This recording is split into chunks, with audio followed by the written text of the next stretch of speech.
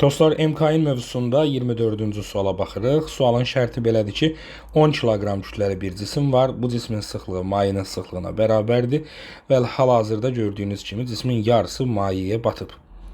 Sualın şərtində bizdən soruşur ki, cismin mayeye tam batması üçün porşenin altındakı qazın təzyiqi minimum nə qədər artmalıdır? Deməli, hal-hazırda şəkildən gördüyümüz kimi cismin yarısı mayeye batıb. Əgər cisim mayeye tam batacaqsa, gəlin o şəkildə çəkək. Deyək ki, cisim tam batdı mayeye.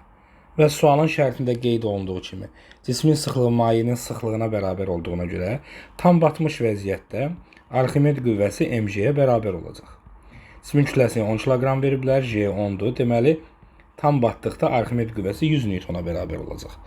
Bəs əvvəlki halda, yəni yarım batmış halda Arximed qüvvəsi nə qədərdir? Təbii ki, cismin həcminin yarısı batdığına görə Arximed qüvvəsi də yarıya bərabər olacaq. Yəni 102'yə böləcək 50 newton. Nə baş verir dostlar? Deməli, cisim mayeye tam batanda ona təsir edən Arximed qüvvəsi 50 newton artdı.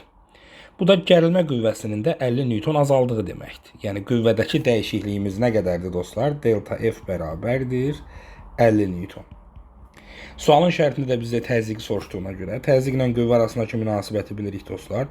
F bərabərdir P vurulsun S-dir düsturumuz.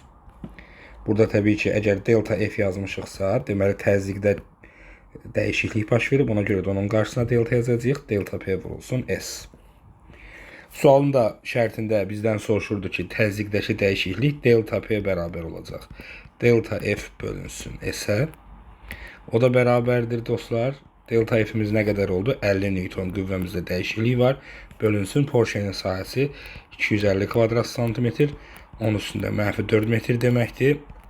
Yuxarı qaldırsaq 50 vur 10 üstündə 4 bölünsün 250 olacaq. Deməli, buradan da cavabımız olacaq 2000 Pascal, yəni 2 kilo Pascal.